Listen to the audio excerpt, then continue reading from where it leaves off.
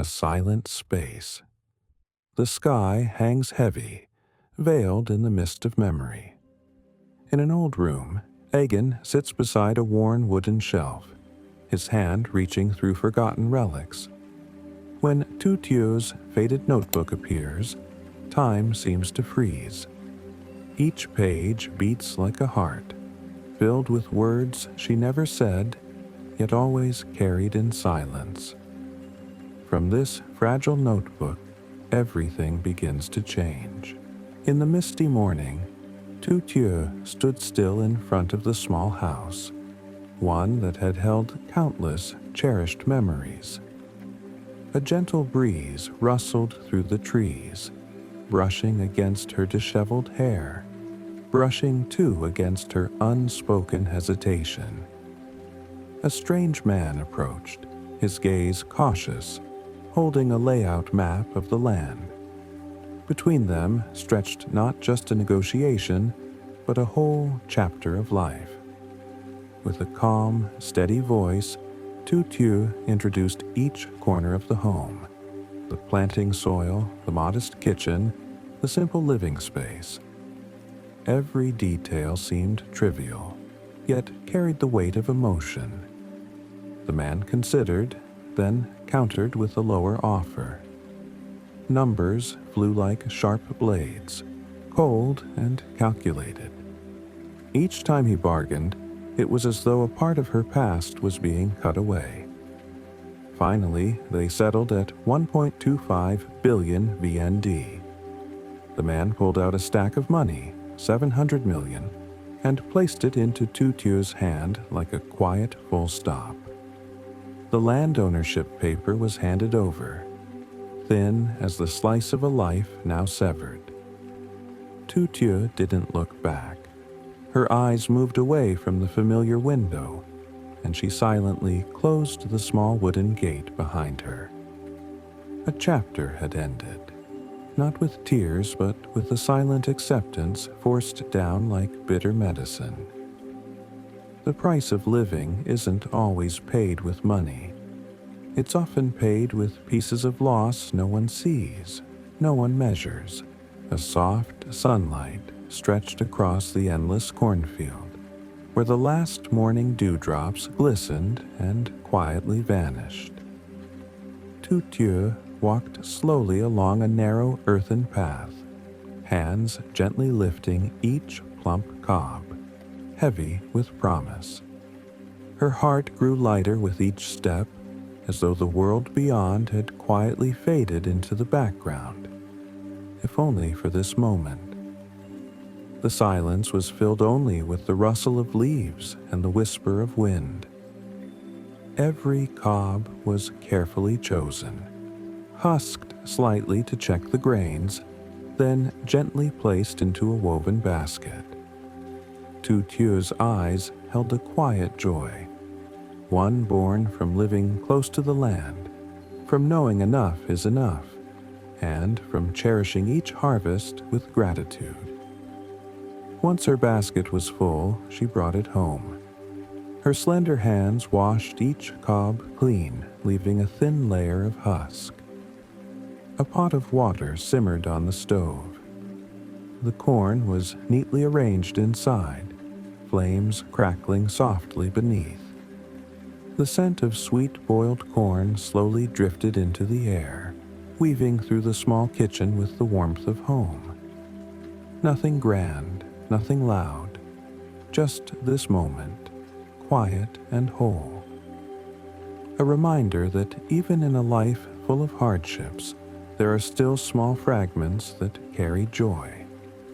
It was a day without significance, but enough to still the mind, enough to make the soul feel calm.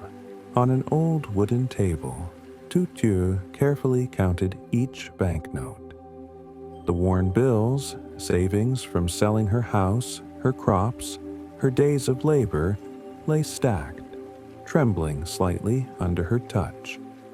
Her eyes held no ambition, only quiet worry gathering at the corners. On her phone screen was the transfer detail, recipient, Uri. She paused for a few seconds, locked in silent battle, between holding on to a sliver of security for herself or giving everything for someone who needed it more. At last, her finger moved. Transaction complete. 700 million, sent with no conditions, no message attached. At that exact moment, the phone buzzed. The screen lit up with a name, Mr. Tuan. Not a stranger, someone who had once pushed her into a tight corner. Tu Tieu hesitated. Her expression shifted. Memories she didn't want returned like an unwelcome draft in summer. She didn't answer. Her finger declined the call, then placed the phone face down on the table. The room sank into silence again, broken only by the ticking of a clock and Tu Tieu's distant gaze, as if she sensed that something far bigger was coming. One decision had been made, but the cost of it was still unknown. The car stopped on the familiar dirt road, its tires halting amidst a cloud of red dust. Trang stepped out first, gently adjusting her sleeve, eyes scanning the path, as if looking for someone. The back door opened, and Egan stepped down slowly, his face pale, but a flicker of life had returned to his eyes. He looked up and inhaled deeply, his first breath back in the place that used to be home. From a distance, Tu Tieu approached, carrying a basket of steaming boiled corn. A gentle smile bloomed across her face, soft, deliberate, carefully composed. She set the basket down and bowed politely to the two. Trang nodded in return, eyes filled with both gratitude and quiet caution. Egan looked at her for a long time. He said nothing, just bowed his head, silent but sincere. Tu Tieu nodded slightly as if she understood everything. She turned and stepped back toward the house. The door closed behind her, and in that brief unseen moment, the smile vanished, replaced by tearful eyes and a trembling breath. Inside the kitchen, warmth still radiated from the pot of corn, but inside her chest, only emptiness. She had chosen to step away at the right time, when everyone was safe, when nothing held her back. But letting go is never weightless, because each step away leaves a new fracture in the heart. Uri's phone vibrated in his hand. On the screen, a transaction alert lit up, the exact amount they desperately needed. But what made Uri freeze wasn't the number.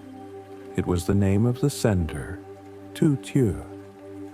He tightened his grip on the phone, eyes locked on that name as if he couldn't trust his sight.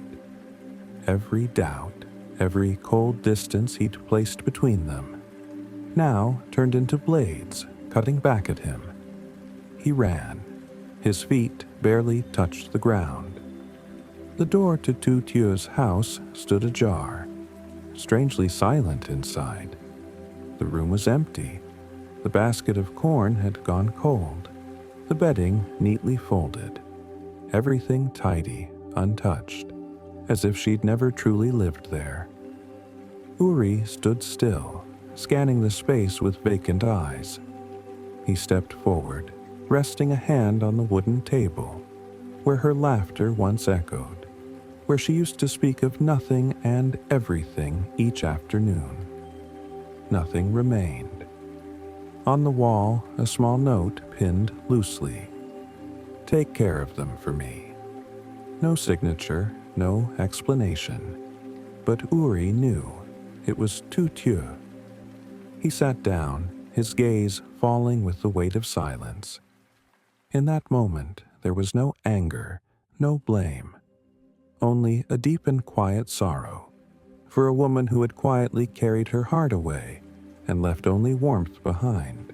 In the corner of an old cabinet, Egan stumbled upon a notebook wrapped carefully in silk. He sat down on the floor, slowly opening it. The pages were yellowed, ink smudged at the edges, but every word Tu Tieu wrote remained clear.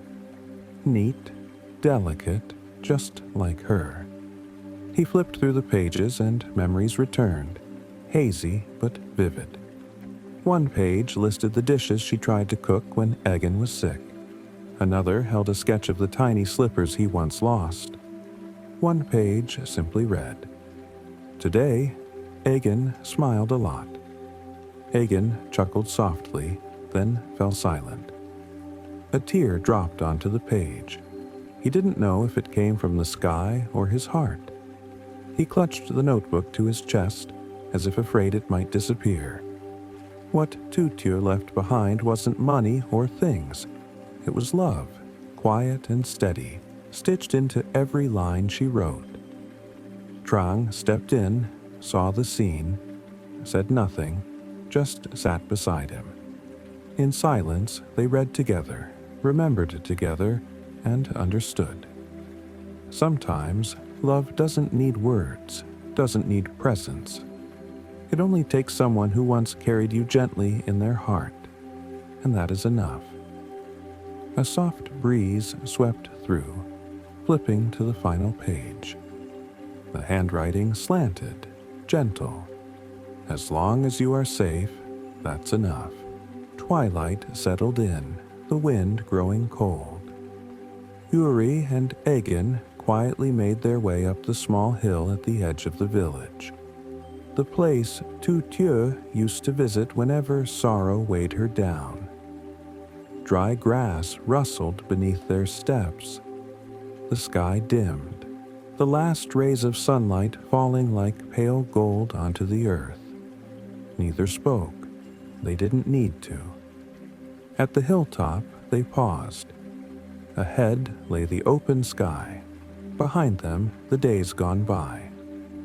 Uri sat on the familiar stone, still bearing the scratch Tu Tieu once tripped against. Egan stood beside him, hands clenched tight. In the silence, only the wind moved through their hair, and their quiet thoughts filled the space. Uri stared into the distance, his eyes deep, as if holding the image of someone he couldn't let go. He didn't cry, but his gaze glistened, each memory rising to the surface, touching his heart. Egan gently placed a hand on his shoulder, then sat beside him. In that vast sky, there was no more talk of pain or loss. They simply sat, as if holding on to something nameless, as if holding on to her. A breeze passed through. The old red scarf Egan had brought lifted gently, then floated down, landing exactly where she once sat. On the grass, it lay still, like a final goodbye.